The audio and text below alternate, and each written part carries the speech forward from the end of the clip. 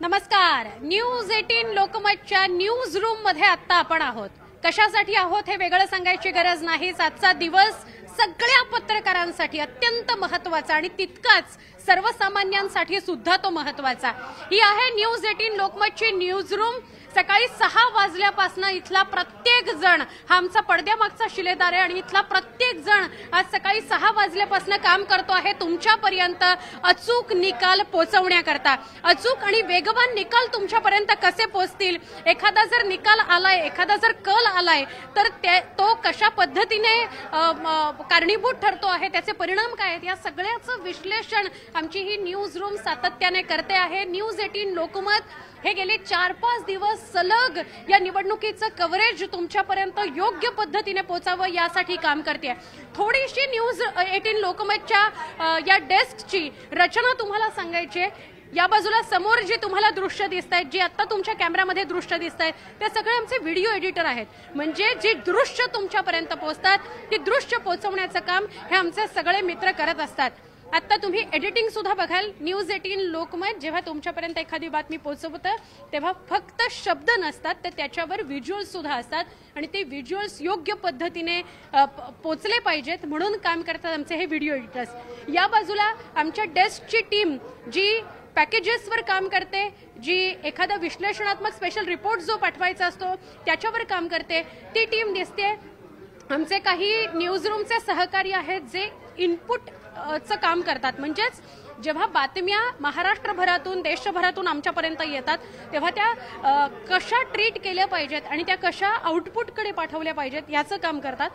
समोर तुम्हाला ही जी आमची पूर्णच्या पूर्ण फळी दिसते ती आहे आउटपुटची फळी. म्हणजे एखादी बातमी आल्यानंतर ती पूर्णपणे एडिट करायची आणि त्यानंतर ती तुमच्यापर्यंत पोहोचवायची असा साधारणपणे कल असतो. आणि ही जी सगळी समोर तुम्हाला टीम दिसते ती आमची आउटपुटची टीम आहे.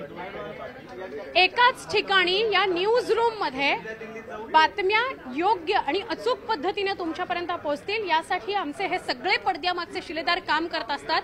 न्यूज 18 लोकमतचे सगळे अँकर्स म्हणजे आम्ही सगळे, मी असेल, विलास असेल, मिलिंद भागवत असतील, हे सगळे तुम्हाला समोर दिसत असतात. पण आमच्या मागे आमची जी पूर्ण भक्कमपणे टीम काम करते ती ही आमची सगळी टीम आहे.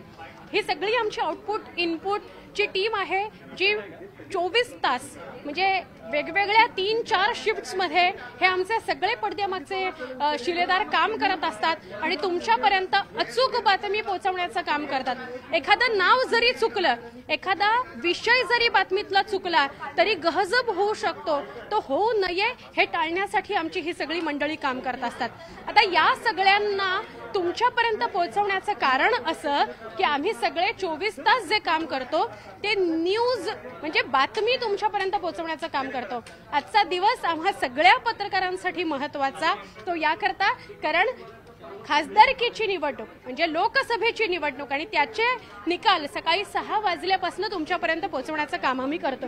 तर आता ही जी आमची न्यूज रूम आहे ती न्यूज रूम काय म्हणते, या लोकसभा निवडणुकांविषयी ही आमची न्यूज रूम काय म्हणते ते आपल्याला या सगळ्यांकडनं जाणून घ्यायचं आहे. त्याच्या आधी एक फक्त गोष्ट मी तुमच्यापर्यंत पोहोचवते की ही मागे जी आमची सगळी टीम दिसते तुम्हाला, ही मोठीच्या मोठी जी आमची टीम दिसते ही सगळी वेबसाईट सोशल मीडियाचं काम करणारी ही आमची टीम आहे. म्हणजे जेवढी आमची टीम ही टीव्हीसाठी काम करते, टीव्ही माध्यमासाठी काम करते, त्याच्याहून मोठी टीम आमची ही वेबसाईट सोशल मीडिया या सगळ्यासाठी काम करत असते. म्हणजेच वेबसाईट असो म्हणजे डिजिटल माध्यम, टीव्ही माध्यम या सगळ्यामध्ये जे आमचे पत्रकार काम करतात त्या सगळ्या पत्रकारांची ही मोठीच्या मोठी टीम आहे. आता मी फार वेळ घेणार नाहीये आणि चर्चा आपण करणार आहोत की काय नेमकं या निकालांमध्ये बघायला मिळत आहे. महाराष्ट्रातले निकाल आपल्या समोर आहेत. प्रामुख्याने आपण महाराष्ट्रातल्या निकालांविषयी बोलणार आहोत. महाराष्ट्रातले सगळे निकाल आपल्या समोर आहेत. आमचा डिजिटलचा पत्रकार सचिन याच्याशी मला बोलायचं आहे. पहिली प्रतिक्रिया आपण सचिनची घेऊया. सचिन, निकाल सगळ्यांसमोर आहेत. महाराष्ट्रातले निकाल आपल्याला दावे प्रतिदावे तर खूप दिसले, एक्झिट पोलमध्ये खूप काही घडामोडी दिसल्या, बातम्या सतत आपल्या हाताखालून जात असतात. मुंबईविषयी आणि महाराष्ट्रातल्या कलांविषयी किंवा निकालाविषयी काय प्रतिक्रिया? सुवर्ण, खरं तर सांगायचं झालं तर कारण की हा जो निकाल आहे लोकसभेचा हा महाराष्ट्रासाठी ऐतिहासिक असा निकाल आहे.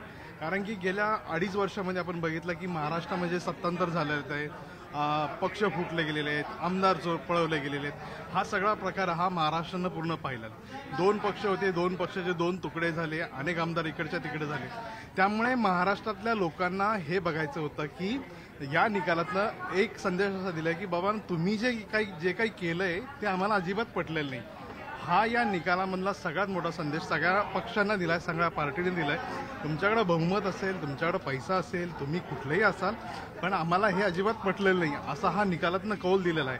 आणि जे लोकांना राजकारण पाहिजे होतं महाराष्ट्राचं पहिल्यापासून आतापर्यंत चालत आलं जे राजकारण आहे ती राजकारणाची घडी बसलेली पाहिजे असा हा निकालाचा कौल दिलेला आहे. सगळ्यात मोठा धक्का म्हणजे सत्ताधारी भाजपला महाराष्ट्रामध्ये सगळ्यात मोठा धक्का बसलाय. 3 केंद्रीय मंत्री जे आहेत ते पराभूत झालेले, एक राज्यमंत्री आहेत ते सुद्धा पराभूत झालेले. त्यामुळे हा निकाल भाजपसाठी आणि महाराष्ट्रासाठी आणि इतर राजकीय पक्षांसाठी हा नक्कीच एक वेळेस विचार करण्याचा आहे की बाबा आपण उमेदवार देतोय आणि आपण दुसऱ्याचा आपण पुढे काय करणार. हा सगळ्यात त्यातनं आपल्याला नक्की हे निकाल. माझे सहकारी श्यामल सुद्धा माझ्या बरोबर आहे. श्यामल ही माझी ती मैत्रीण आहे जिचा ऑडिओ व्हिओच्या माध्यमातून तुम्ही अनेकदा ऐकता. आमचे स्पेशल रिपोर्ट्स 8 आणि 9ला जे होतात त्यामध्ये बहुतांश वेळेला ही व्हॉइस ओव्हर देत असते.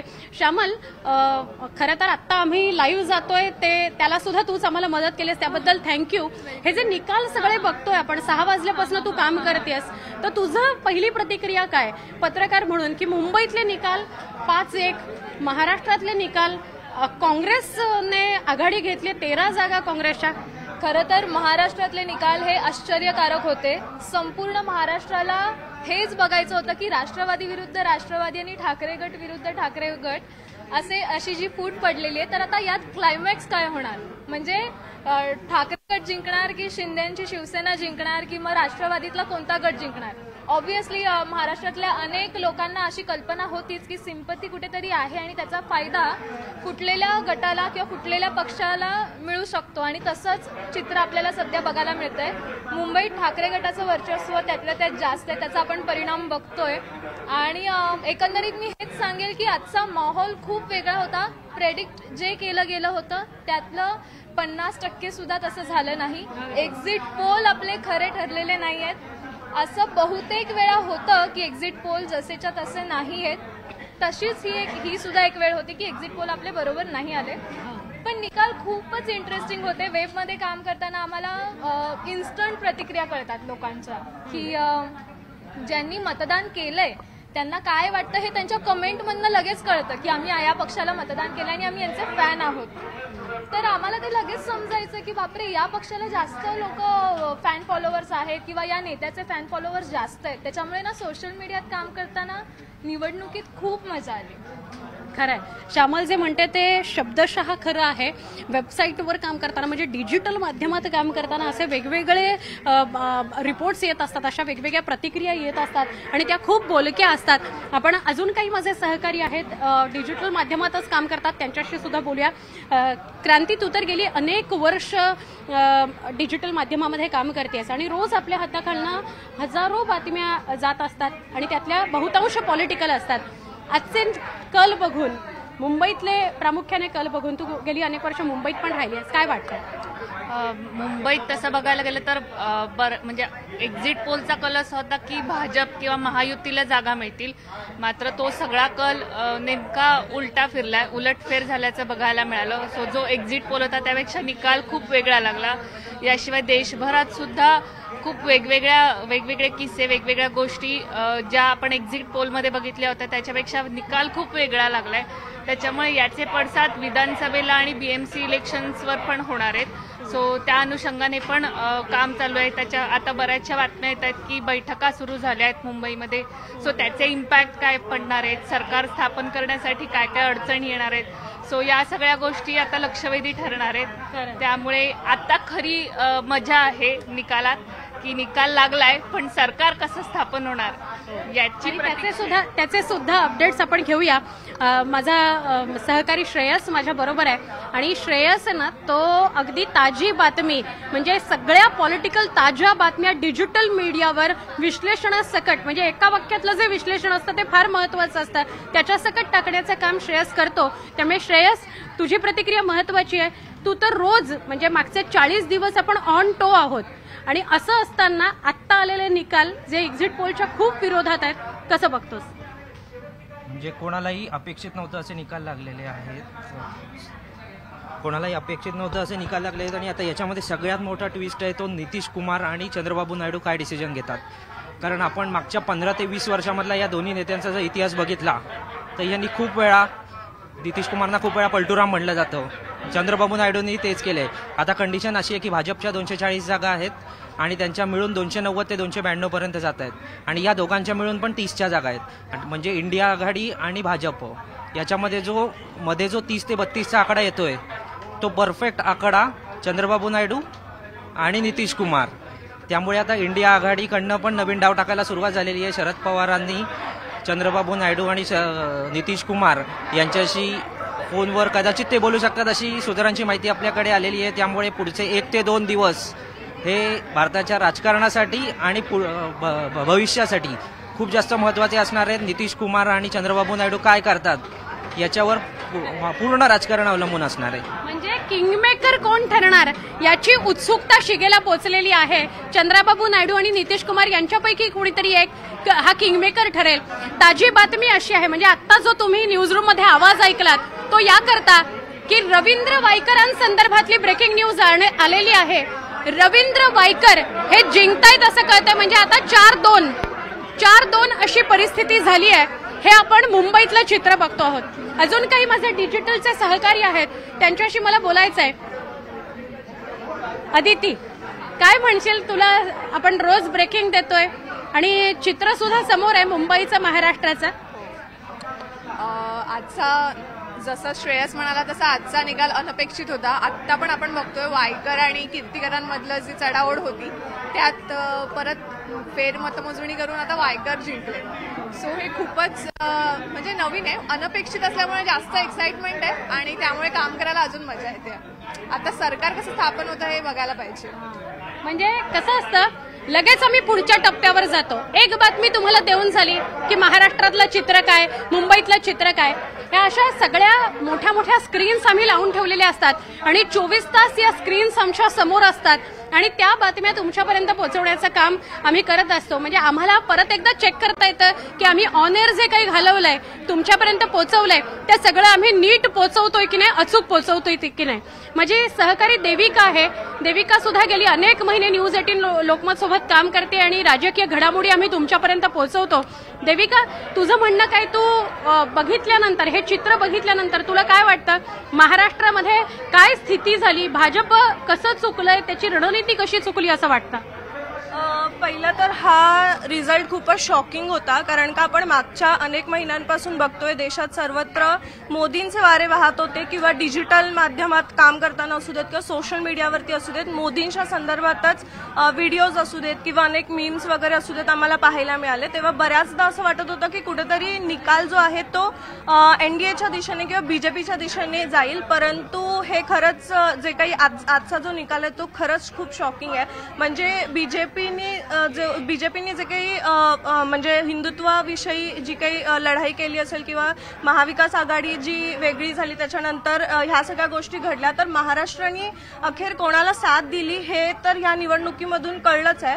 शिवाय माझ्यासाठी आणखी एक शॉकिंग गोष्ट ही होती की यूपीचा देखील जो रिझल्ट होता त्याच्यामध्ये बीजेपीला अगदी राम मंदिरही पावलेलं नाही असं दिसतंय, कारण का तिकडे तर अनएक्सपेक्टेडच हा रिझल्ट होता.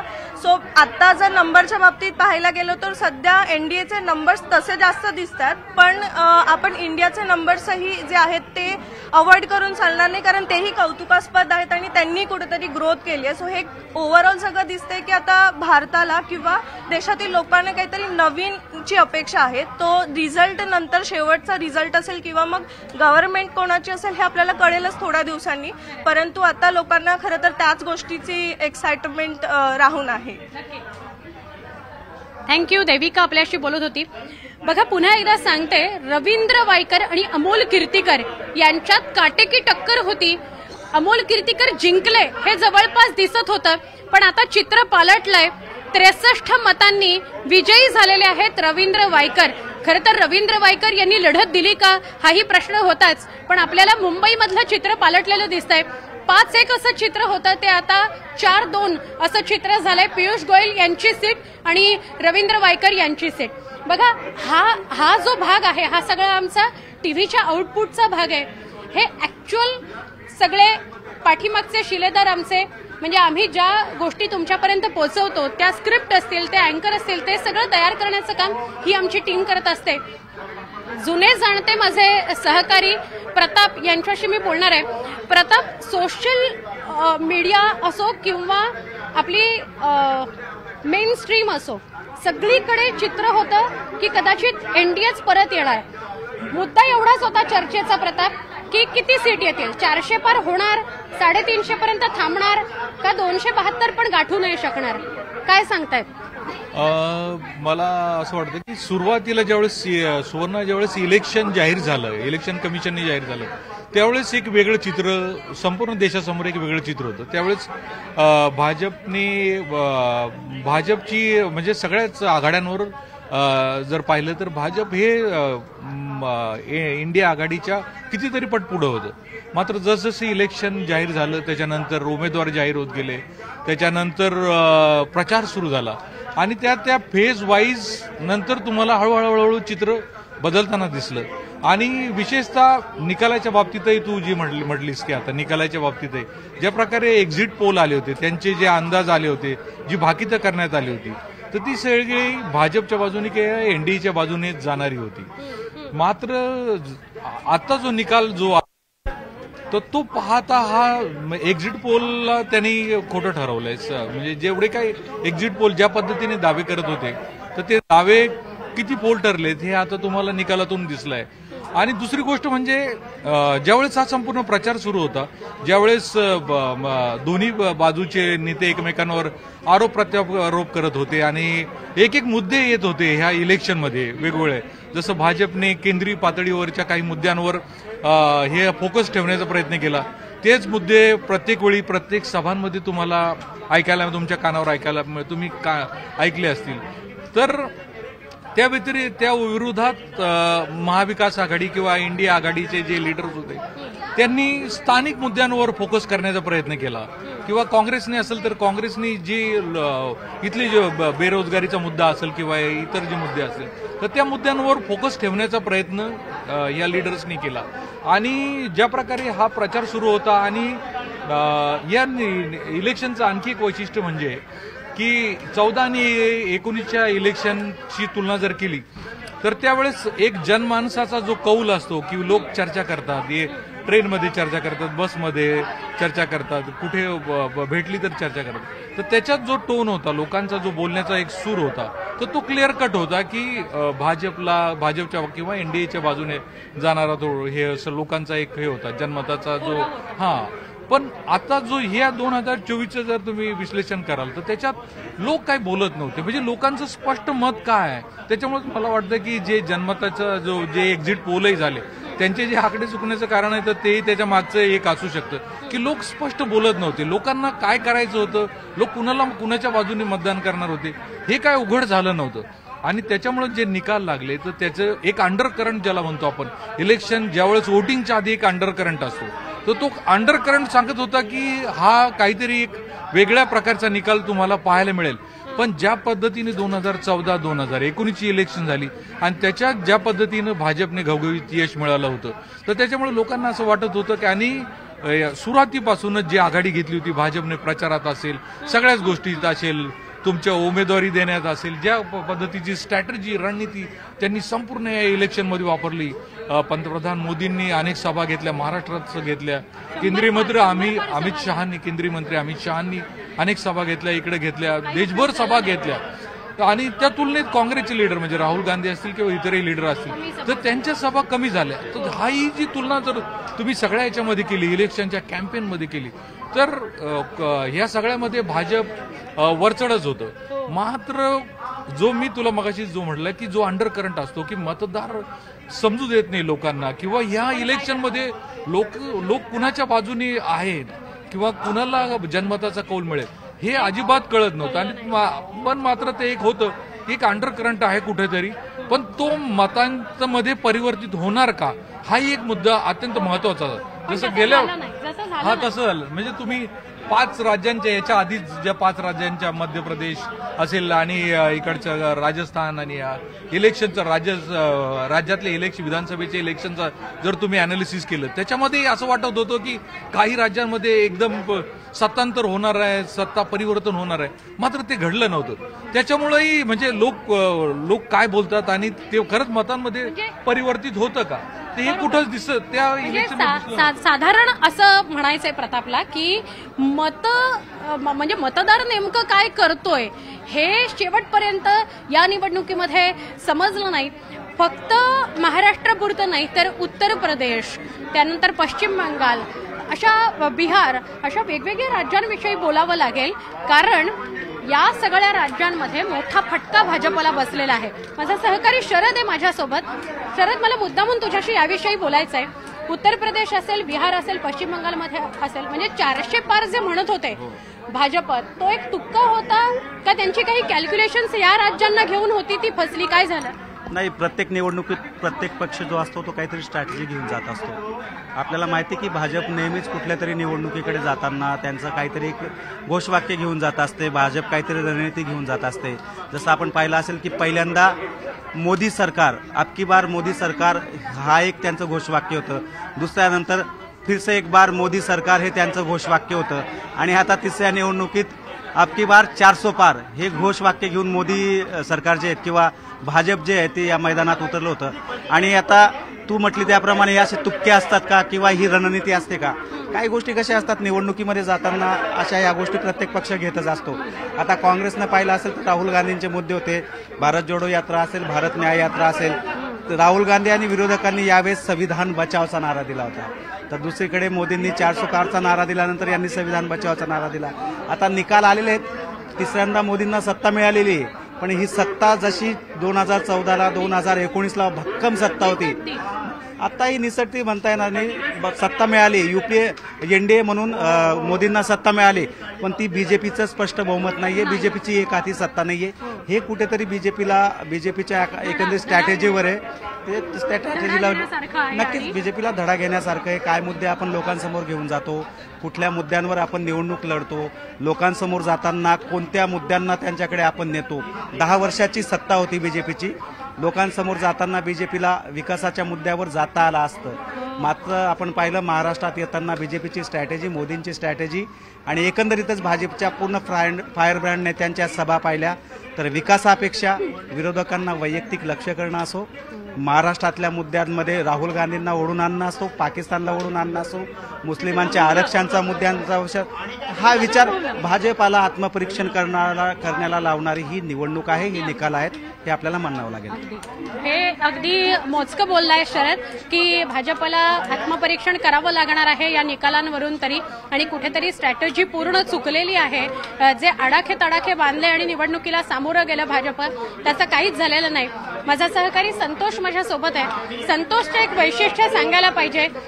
तुम्ही जे आमचे न्यूज 18 लोकमतवर स्पेशल रिपोर्ट्स बघता त्यामध्ये सगळ्यात रंजक, हलक्या फुलक्या भाषेमध्ये आणि प्रखर भाष्य करणारे असे जे स्पेशल रिपोर्ट्स असतात ते संतोषचे असतात. संतोष, तू तुझ्या सोशल मीडियावर सुद्धा पॉलिटिकल कमेंट्स सतत करत असतोस, त्यामुळे आता महाराष्ट्राचे आणि खास करून मुंबईचे रिझल्ट बघितल्यावर, निकाल कल बघितल्यावर तुला काय वाटतंय? म्हणजे मी आता तुझं आणि शरदचं जेव्हा बोलणं चाललं होतं ना, तुम्ही देशाच्यावरती बोलत होते आणि मी ठरवलं होतं की मला महाराष्ट्रावरतीच बोलायचं आहे आणि तू अपेक्षित तसंच विचारलंय म्हणून एक मला बोलणं खूप सोपं झालंय. तर असं महाराष्ट्राची जी निवडणूक आहे ना, मी असं मागील 1 दशकातली सर्वात चुरशीची जी लोकसभा निवडणूक होती ती आजची आहे. 2014, 2019 म्हणजे आपल्याला सुद्धा तेव्हा जाणवत होतं की निकाल जे लागणार आहेत ते युतीच्या बाजूने लागणार आहेत. म्हणजे 2014ला युती होती, 19ला पण युती होती, त्यांच्या बाजूने ते निकाल लागतील असं जाणवत होतं. कारण की असं होतं की उमेदवारांचं सिलेक्शन होतं विरोधकांकडे किंवा काही चेहरा होता, पण ह्यावेळेस थोडी बाजी पलटली. म्हणजे क्रिकेटची मॅच कशी शेवटच्या बॉलपर्यंत रंगते तसं हे झालं होतं. आणि याची सुरुवात झाली होती टॉसपासून.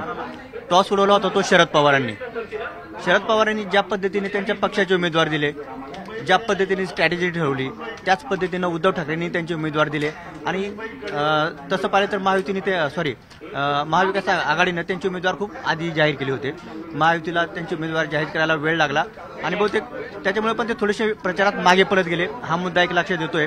आणि जेव्हा प्रचारामध्ये पण एकसंधपणे महाविकास आघाडी जाणवत होती की एकत्रपणे पुढे जात आहेत म्हणून, आणि महायुतीला मग सेटबॅक बसला तो उशिरा उमेदवार जाहीर करणं. त्याच्यानंतर महाविकास आघाडीची जशी एक वाक्यता होती त्यात तशी अजित पवारांना तसं मतदारांची साथ मिळाली नाही किंवा उद्धव ठाकरेंच्या बाजूने सहानुभूती होती. हे प्लस फॅक्टर यांच्या बाजूने गेले आणि मॅच अगदी शेवटच्या बॉलपर्यंत गेले आणि त्यात महाराष्ट्रामध्ये महाविकास आघाडीनं सिक्सर मारला असं म्हटलं तर अतिशयोक्ती होणार नाही. खूप चित्रच महाराष्ट्रातलं बदललेलं बघायला मिळालं. म्हणजे मागच्या लोकसभेच्या निवडणुकांमध्ये फक्त एक खासदार काँग्रेसचा निवडून आलेला होता, राजीव सातव यांची सीट. आणि आत्ताचं चित्र असं आहे की महाराष्ट्रामध्ये सगळ्यात जास्त जागा या काँग्रेसनं जिंकल्यात, 13 जागा काँग्रेसनं जिंकल्यात असं आपण म्हणतोय. हे दोन माझे जे सहकारी आहेत शुभम आणि कृष्णा आत्ता बसलेत. कृष्णा खरं तर मितभाषी आहे, फार जास्त गप्पा मारत नाही, मात्र त्याचे हात खूप वेगानं चालतात. एखादी बातमी ब्रेकिंग न्यूज जेव्हा तुमच्यापर्यंत पोहोचवायची असते तेव्हा ती इनपुटकडनं आमच्याकडे येते आणि एका सेकंदात ती तुमच्यापर्यंत अचूक पद्धतीने पोहोचलेली असते. हे आमच्या कृष्णाचं वैशिष्ट्य आहे. कृष्णा, तुझी काय कमेंट आहे? तू तर सकाळी 6 पासून फक्त आणि फक्त पॉलिटिकल बातम्या, काय नेमकं आज घडतंय ते सांगतोयस आणि पटापट लिहितोयस.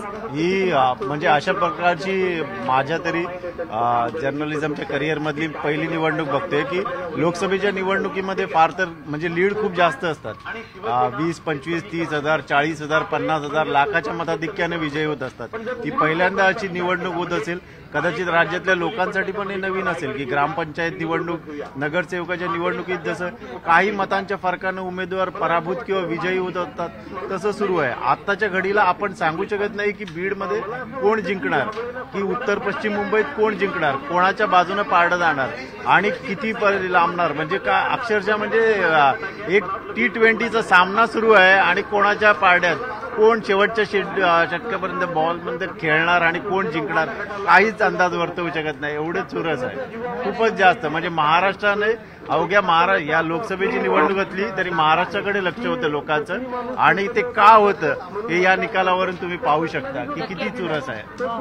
कृष्णा जसं म्हणतोय तसं. आणि कृष्णाविषयी अजून मी या माझ्या माणसांविषयी का बोलतेय, कारण ही सगळी मंडळी आमचा पिलर आहे, अँकर्सचा पिलर ही सगळी मंडळी आहेत. कृष्णा, कोरोना काळात सुद्धा कोरोना झालेला होता, घरात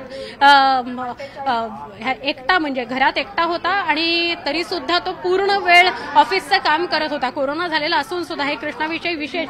ही जी सगळी आमची आउटपुटची टीम आहे तशीच आमची इनपुटची टीम आहे आणि काही अजून साथीदार आहेत. पण त्याच्या आधी प्रोडक्शन कंट्रोल रूम, आमची प्रोडक्शन कंट्रोल रूम ही तुमच्यापर्यंत लाईव्ह पोहोचवण्याचं काम करते. तर आमच्या प्रोडक्शन कंट्रोल रूम मध्ये मी तुम्हाला घेऊन जाते, PCR मध्ये मी तुम्हाला घेऊन जाते. माझा सहकारी जो आता हे सगळे व्हिज्युअल्स तुमच्यापर्यंत पोहोचवतोय तो आहे संदीप. आणि संदीप माझ्या सोबत आहे. संदीप पवार हा अनेकदा व्हिडिओ जर्नलिस्ट म्हणून माझ्याबरोबर आउटडोअरला सुद्धा आलेला आहे आणि संदीप आणि मी आता हे सगळं तुमच्यापर्यंत पोहोचवतोय. बघा आता तुम्हाला मी दाखवते PCR, आमचा प्रोडक्शन कंट्रोल रूम. म्हणजे सगळं लाईव्ह तुमच्यापर्यंत पोहोचवण्याचं काम आम्ही करत असतो. आमचा जो आउटपुट हेड आहे अमित मोडक, तो सगळ्या इन्स्ट्रक्शन्स देणं, कुठून कुठले व्हिज्युअल्स येत आहेत, ते कुठले व्हिज्युअल्स घ्यायचे आहेत ते तुमच्यापर्यंत पोहोचवतोय. आमचे जे ऑन एअर असलेले माझे 2 सहकारी आहेत त्यांना कमांड देणं, त्यांना सूचना करणं, कुठल्या गेस्टकडे जायचं, कुणाशी काय बोलायचं, या सगळ्या संदर्भात थोडंसं मार्गदर्शन करण्याचं काम आमचा अमित करतो. आणि हे सगळे आमचे प्रोडक्शन कंट्रोल रूमचे शिलेदार आहेत. आत्ता जो पॅनलला बसलेला आहे, म्हणजे इथे पॅनलला जे बसलेले असतात ते आमच्या कानामध्ये सतत आम्हाला इन्स्ट्रक्शन्स देत असतात. पॅनल प्रोड्युसर म्हणतो आम्ही त्यांना. आणि त्यांच्या समोर जो तुम्हाला माईक दिसतोय त्या माईकमधून आमच्या म्हणजे अँकर्सपर्यंत आवाज येत असतो, इन्स्ट्रक्शन्स येत असतात, सूचना येत असतात. या सगळ्यांच्या सुद्धा प्रतिक्रिया महत्वाच्या आहेत, कारण आम्ही हे सगळे पत्रकार तुमच्यापर्यंत अचूक आणि वेगवान बातमी पोहोचवण्याचं काम करतो. कधीतरी अँकर्स चुकतात तेव्हा ही आमची PCRची जी टीम असते ती आम्हाला सांभाळून घेण्याचं काम करते. आता खरं तर इथे खूप गडबड सुरू आहे, पण अमितकडनं मला पहिली प्रतिक्रिया घ्यायची आहे. आपण पंकजाच्या ब्रेकिंगवर परत बोलूया. ही सगळी धावपळ जी असते ही 24 तास सुरू असते आमच्या न्यूज चॅनलमध्ये, न्यूज रूम मध्ये. पीसीआर आता तुम्ही बघता आहात. अमित, मी थोडासा तुझा वेळ घेणार आहे, मला माफ कर. आज दिवसभर सकाळी 6 वाजल्यापासून तू इथे उभा आहेस आणि पीसीआर सगळं हँडल करण्याचं काम करतोय. तुझी पहिली प्रतिक्रिया मुंबईविषयी, महाराष्ट्राविषयी? मला वाटतं की एक्झिट पोल नंतर आज जे निकाल लागले हे एवढे एक्सपेक्टेड नव्हते. या लाईनवर कुठे ना कुठे वाटत होतं की भाजप एक हाती सत्ता मिळवेल, परंतु ते झालं नाही. कारण असं वाटत नव्हतं की सर्व एक्झिट पोल चुकीचे ठरतील, परंतु एक प्रकारे जी भीती वाटत होती ना सर्वांना की 2004 होईल, 2004 होईल. एक्झॅक्टली 2004 नाहीये, परंतु आपण असं म्हणू शकतो सुवर्णा की एक वेळ अशी होती की काँग्रेस आज पराभूत आहे, तरी पण काँग्रेस सेलिब्रेट करते. आणि एका अर्थानं आपण आकडे बघितले तर आज भाजप आणि एनडीए जिंकले, पण ते सेलिब्रेट नाही करू शकत. आणि याचं एकमेव कारण असं आहे की एनडीए हे मेरिट मधला मुलगा होता, ज्याला आपण बघूया की फर्स्ट क्लास मिळाला, त्यामुळे तो बस सेलिब्रेट करू शकत नाही. काँग्रेस हे 2 वेळा नापास झालेला पोरगा होता, आज तो 40-45% आहे, पण तो पेढे वाटतोय. तर हा जो रिझल्ट आहे की आपण मेरिटवाला पास होऊन चालत नाही. त्यांनी जे 400 अपेक्षा वाढवली होती, किमान 350, 325 असते तर आज त्यांनी सेलिब्रेट केलं असतं. मला वाटतं एकूण आपण बघितलं देवेंद्र फडणवीस पासून कुठलाही मोठा नेता आपल्याला दिसला नाही. म्हणजे फक्त भाजपचे कार्यकर्ते नाही तर नेते पण या निकालावर सॅटिस्फाईड नाहीये. कुठे ना कुठे मला असं वाटतं की ज्या अपेक्षा वाढल्या होत्या त्याच्यामुळे आज लागलेला रिझल्ट हा समाधान देणारा नाहीये. एक प्रश्न फक्त विचारते. महाराष्ट्र, उत्तर प्रदेश, पश्चिम बंगाल, बिहार सगळं चित्र पालटलं यामुळे? बिलकुल. मला असं वाटतं की ज्या ठिकाणी सर्वात जास्त अपेक्षा होती भाजपला, की ज्याला आपण काऊ बेल्ट म्हणतो, आणि प्रत्येक विश्लेषक कोणालाही तू विचारलं तर ते एकच म्हणत होते की विजयाचा मार्ग आपण म्हणतो कायम उत्तर प्रदेश मधून जातो, जिथे 65 जागा होत्या. आणि एकच गोष्ट होती की सगळ्यांना वाटत होतं की 65 जागा आहे आणि वाढतील अशी अपेक्षा होती, पण 30 ते 35 जागा कमी होतील ही अपेक्षा नव्हती. तू उत्तर प्रदेश मधल्या मायनस जागा जर भाजपच्या टोटलमध्ये ऍड केल्या तर भाजप एकटाच 270+ आहे. मला वाटतं की उत्तर प्रदेश, राम मंदिर झालं, अयोध्या झालं, सगळं होऊन देखील यावेळेस अखिलेश यादवनी उत्तर प्रदेशमध्ये भाजपचा रथ रोखला, बहुमताचा रथ रोखला असं आपल्याला म्हणायला लागेल. म्हणजे चित्र बघा कसं आहे. जे अत्यंत मार्मिक शब्दामध्ये अमितने सांगितलं की काँग्रेसने एवढ्या जागा महाराष्ट्रात मिळवल्या असल्या तरी ते विजय मिळवू शकत, म्हणजे विजयी जल्लोष करू शकत नाहीत, कारण त्यांची सत्ता येत नाहीये. आणि भाजप एनडीएची सत्ता येत असली तरी सुद्धा ते विजयी जल्लोष करताना दिसत नाही, कारण त्यांना खूप मोठा फटका बसलाय. माझा सहकारी प्रशांत सुद्धा माझ्या सोबत आहे. प्रशांत सुद्धा पॅनल कंट्रोल रूम मध्ये, म्हणजेच प्रोडक्शन कंट्रोल रूम पीसीआर मध्ये काम करतो. त्याच्याशी बोलूया. प्रशांत, तू किती तास सलग बसलायस आणि सगळ्या निकालांकडे तुझं पण लक्ष आहे. काय तुझी आणि मुंबईविषयी तुझी काय प्रतिक्रिया? पहिली, मुंबईमध्ये अनएक्सपेक्टेड आहे निकाल, कारण आम्ही 2-3 दिवस झाल्याची तयारी चालू आहे सातत्याने, पण हा अनएक्सपेक्टेड होता. कारण भाजपसारखा मोठा पक्ष आणि त्यांची पूर्ण यंत्रणा ही त्यांच्या पाठीशी असताना सुद्धा त्यांच्या अगदी मनाच्या विरुद्ध हा निकाल गेलेला आहे. आणि कोकणाविषयी काय सांगशील? कोकणामध्ये तुझ्या इतक्या फेऱ्या असतात, तर कोकणात काय चित्र? म्हणजे नारायण राणे येतील असं वाटलं होतं? दबक्या आवाजात तरी नारायण राणेंच्या विरोधातच कल होता, तरी सुद्धा नारायण राणे जिंकून आले. त्यांचं खरं तर अभिनंदन केलं पाहिजे, कारण ते स्वतःही म्हणाले की माझ्या विरोधात बरंच काही वातावरण होतं तरी सुद्धा त्यांच्या मागे पक्ष ठामपणे उभा राहिला आणि त्यांनी सीट जिंकून आली. आणि एनसीपीच्या 4 पैकी फक्त रायगड आली तटकरेंची. अजित पवारांसाठी मोठं हे आहे, यश आहे. तारलं थोडी लाज लाखरी असं तटकरेंनी थोडं त्यांना तारून घेतलंय.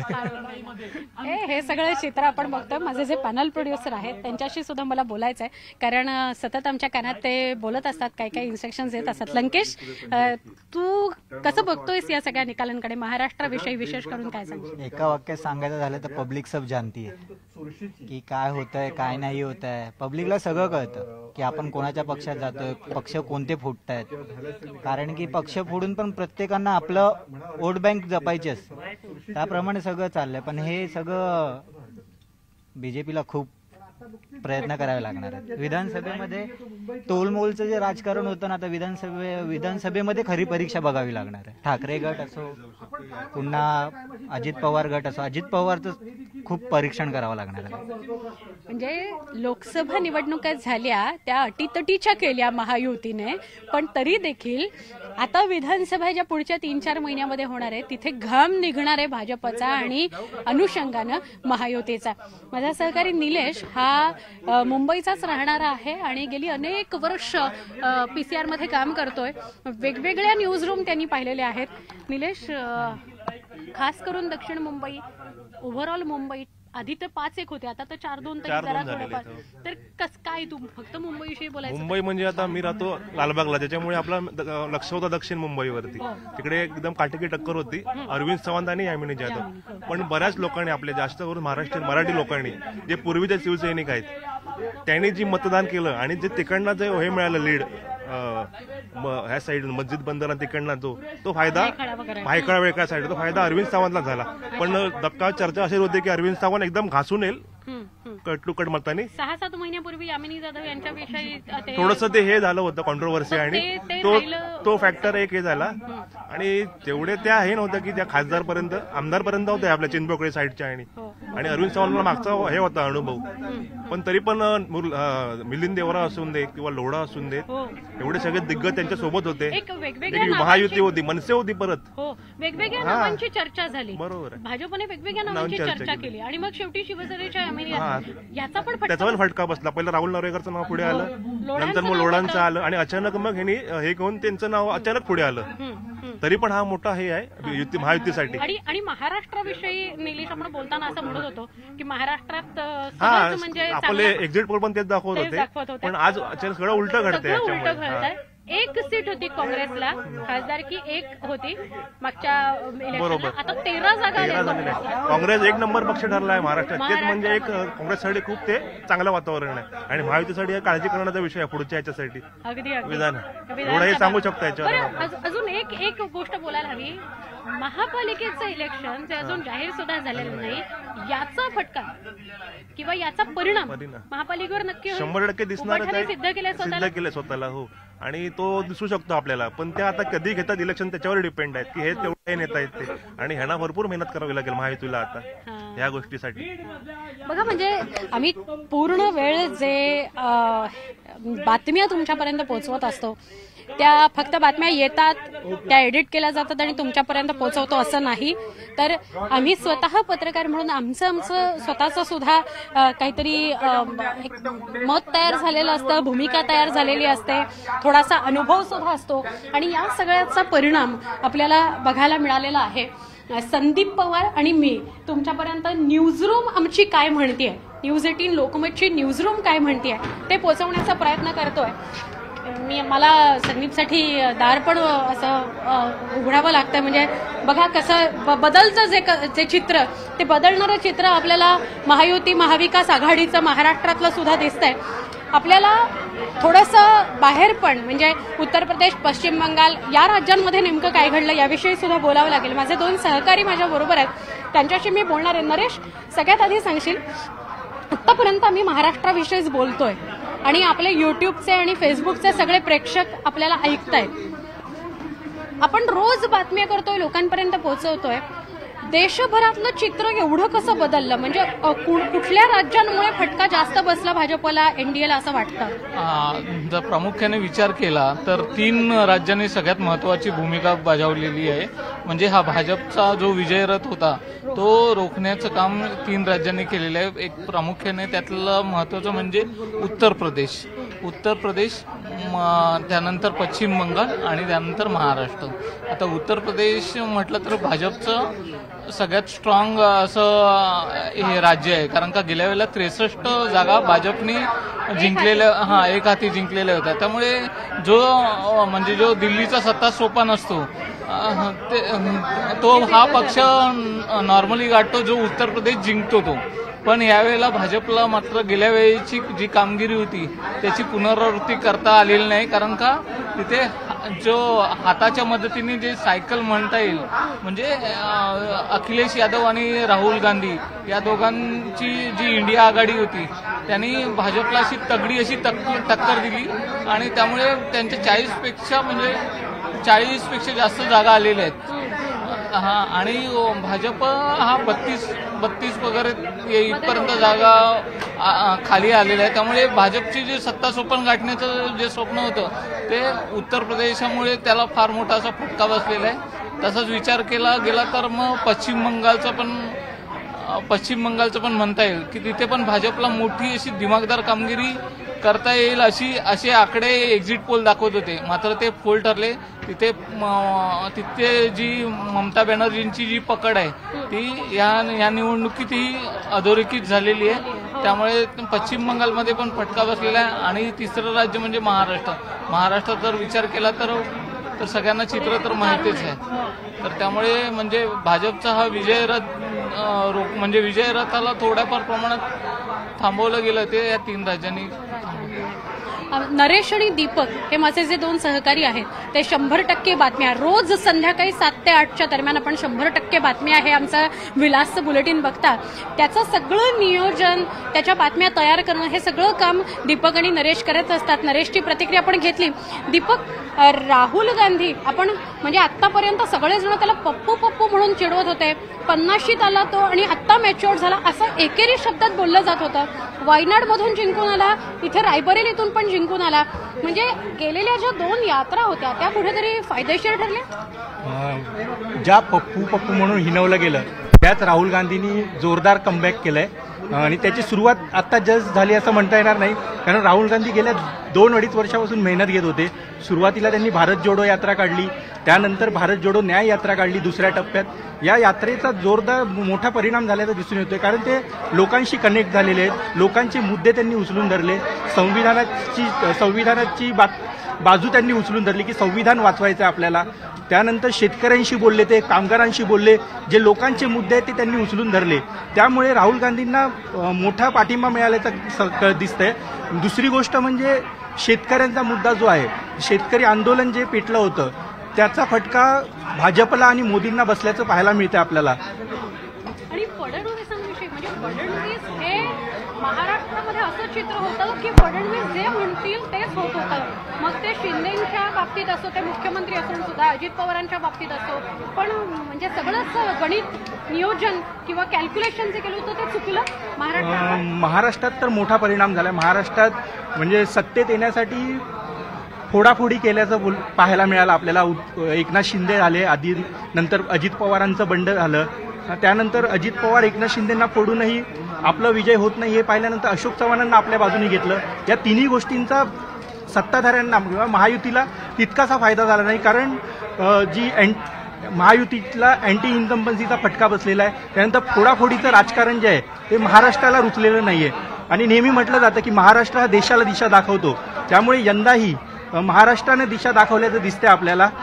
त्यानंतर शेतकऱ्यांचा मुद्दे आहेत. महाराष्ट्रातल्या कांदा उत्पादक शेतकऱ्यांचा मुद्दा होता.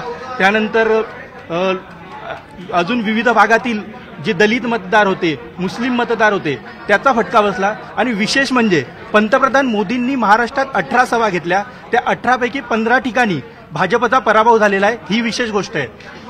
म्हणजे बघा, जेव्हा आपण या सगळ्यांशी बोलतोय तेव्हा काय काय छोट्या छोट्या गोष्टी समोर येत आहेत. पंतप्रधान नरेंद्र मोदी यांनी महाराष्ट्रामध्ये 18 सभा घेतल्या आणि त्यातल्या 15 जागा या पराभूत झालेल्या आहेत. 15 जागांवर पराभव भाजपला स्वीकारावा लागलाय.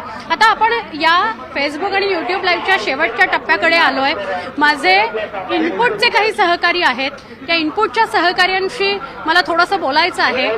आतिश यांच्याशी आपण बोलूया. म्हणजे सगळ्याचे प्रतिनिधी तुमच्यापर्यंत पोहोचतात, जे गेस्ट तुमच्यापर्यंत पोहोचतात, त्या सगळं लाईनअप करण्याचं काम, त्या बातम्या अचूकपणे तुमच्यापर्यंत पोहोचवण्याचं काम आतिश करत असतात. आतिश, तू या सगळ्या बातम्या जेव्हा तुझ्यापर्यंत पोहोचतात आणि तू आउटपुटला देतोस त्याच्या आधी तुझी एक ही बनलेली असते, एक बातमी डोक्यात तुझ्या तयार असते. आज महाराष्ट्रातले निकाल असे येतील, मुंबईतले निकाल असे येतील असं वाटलं होतं? नाही, बिलकुल कल्पना नव्हती अशी. ज्याप्रमाणे मोदींचं प्राबल्य वाटत होतं सर्वत्र, पण तसं पाहता हे आश्चर्यकारक निकाल आहेत. सर्वांनाच वाटलं नव्हतं की असे निकाल येतील. पण जनतेच्या मनात काय होतं हे आता मतपेट्यातून दिसून येत आहे. त्यामुळे हा नक्कीच आश्चर्यकारक निकाल आहे. हा आश्चर्यकारकच निकाल आहे. माझा सहकारी किशोर सुद्धा माझ्या बरोबर आहे. किशोरशी मला बोलायचं आहे. किशोर जवळजवळ 20 वर्षांहून अधिक काळ हा पत्रकारितेमध्ये आहे आणि किशोर, मोदींचा करिश्मा संपला असं म्हणायचं या निकालांवरून? आजचे जे काही रिझल्ट बघितले तर हे म्हणताच येईल की मोदींचा करिश्मा संपलाच म्हणाल. आणि त्यांनी जी काय आपल्या महाराष्ट्रामध्ये देखील जी काय भाषणं केली त्यामुळं मोबिलायझेशन झालेलं आहे, मतांचं ध्रुवीकरण झालेलं आहे आणि त्याचाच हा परिणाम आहे असं दिसतं. या सगळ्या आमच्या न्यूजरूमच्या प्रतिक्रिया होत्या. आम्ही न्यूजरूम, न्यूज 18 लोकमतची न्यूजरूम जे 24 तास तुमच्यापर्यंत बातम्या पोहोचवण्याचं काम करत असतो. आमचा प्रामाणिक प्रयत्न असतो की अचूक आणि ताजी बातमी, वेगवान बातमी तुमच्यापर्यंत पोहोचेल. आणि हे करत असताना आम्ही सातत्याने हा प्रयत्न करतो की आमच्याकडून कुठल्याही प्रकारची चुकीची बातमी, जी अधिकृत नसेल अशी बातमी तुमच्यापर्यंत पोहोचू नये याची आम्ही काळजी घेत असतो. अनधिकृत कुठलीही बातमी, चुकीची कुठलीही बातमी तुमच्यापर्यंत पोहोचू नये. हा आमच्या न्यूजरूमचा आवाज होता. न्यूज 18 लोकमतची ही न्यूजरूम जी सकाळी 6 वाजल्यापासून काम करतेय तुमच्यापर्यंत ताज्या आणि अचूक बातम्या पोहोचवण्यासाठी. खरं तर अजून एक विभाग आमचा ज्याच्याविषयी प्रामुख्यानं बोलावं लागेल तो म्हणजे आमचा ग्राफिक्सचा विभाग. आता खरं तर माझे ग्राफिक्सचे सहकारी इथे नाही आहेत. गेली 2 दिवस पूर्ण वेळ 24 तास काम सुरू आहे. न्यूज 18 लोकमतवर तुम्ही आमचा ड्रोन पाहिला असेल, जो ड्रोन वेगवेगळ्या राज्यांमध्ये जातो, तिथले कल काय आहेत ते तुमच्यापर्यंत पोहोचवतो. तो ड्रोन तयार करण्याचं काम आमच्या ग्राफिक्स टीमने केलं. त्यामुळे खास त्यांना तुम्ही भेटावं अशी माझी इच्छा होती. पण आता माझे ते सहकारी नाही आहेत. निलेश, माझा सहकारी निलेश, ज्याचं मी आता नाव घेत होते, निलेश हा तोच व्यक्ती आहे, ग्राफिक्सचा हेड आहे, माझा चांगला मित्र आहे. निलेश, आज तर न्यूज 18 लोकमतवर आम्ही एक ड्रोन पाहिला. तो ड्रोन सगळ्या राज्यांमध्ये जात होता, निकाल दाखवत होता. तुम्ही मागचे 3 दिवस 24 तास काम करताय या सगळ्या क्रिएटिव्हिटीवर, काय सांगशील? खूप चांगला एक्सपिरियन्स होता. खूप मजा आली आहे काम करताना. आणि 5 वर्षातून अशी संधी येते की जिथे आपण आपलं काम दाखवतो आणि मला ती मिस करायची नव्हती. आणि पूर्ण माझ्या टीमनी आणि मी आणि ऑब्व्हियसली सुनील सरांनी, आम्ही सगळ्यांनी भरपूर मेहनत घेतली आणि आपल्या चॅनलचा लुक हा मला सगळ्यात चांगला वाटला सगळ्या रिजनल चॅनलमध्ये. निलेश खूप कमी बोलतो, तसा मितभाषी आहे, पण त्याचं काम खूप बोलतं. त्याची सगळी जी टीम आहे, 5 जणांची त्याची टीम आहे आणि ती सगळी टीम गेले 3-4 दिवस सलग काम करत होती. एवढाच एक भाग असतो आमच्या मनामध्ये की तुमच्यापर्यंत चांगली बातमी, चांगलं प्रेझेंटेशन पोहोचेल आणि तो सगळा प्रयत्न आम्ही सातत्याने करत असतो. मला खात्री आहे की आमची ही जी न्यूज 18 लोकमतची न्यूजरूम आहे, या सगळ्या न्यूजरूमच्या सहकार्यांना भेटून तुम्हा सगळ्यांना नक्की आनंद झाला असेल. आणि आपण आजच्याच दिवशी नाही, विधानसभांच्या वेळेला, महापालिकांच्या वेळेला असेच भेटत राहायला पाहिजे. आणि मला खूप आनंद होईल की माझ्या सगळ्या सहकार्यांचं म्हणणं काय आहे, जे 24 तास बातमीबरोबर काम करत असतात, बातमीवर काम करत असतात, त्या सगळ्यांचं म्हणणं काय आहे, त्या सगळ्या पत्रकारांचं म्हणणं काय, हे सगळं तुमच्यापर्यंत पोहोचवताना आनंद होतोय. तुम्ही आमच्यावर असेच प्रेम करत राहा. सोशल मीडियाच्या माध्यमातून आमच्या पाठीशी राहा. आम्ही चुकलो तर आम्हाला सातत्याने सांगत राहा की तुम्ही हे चुकता, तुम्ही असं करायला पाहिजे. आणि तुमच्या सगळ्यांच्या कमेंट्स आम्हाला फार फार महत्त्वाच्या आहेत. आपण आत्ता इथेच थांबतोय. ताज्या बातम्यांसाठी आमची वृत्तवाहिनी न्यूज 18 लोकमत बघायला विसरू नका. आमच्या डिजिटल माध्यमांवर सुद्धा येत राहा, आम्हाला फॉलो करत राहा.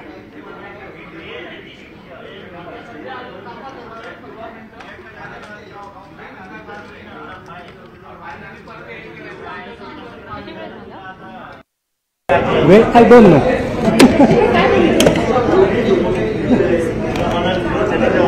काँग्रेस.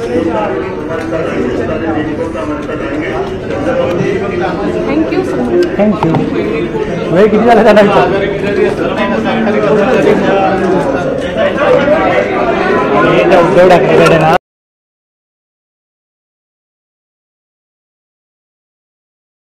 नाही तिथे दारांवर नाही, दुसरा कॅमेरा आपण ते लोकमतला रूट केलं नाही ना, त्यांना करत सांगत होतो ना.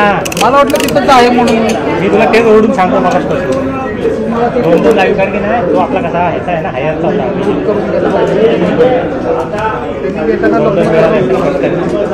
मल्टी आउटपुट मिळालं त्यांनी रूट करून दिला असं खाली जागी पाठवलं असतं शॉर्ट केलं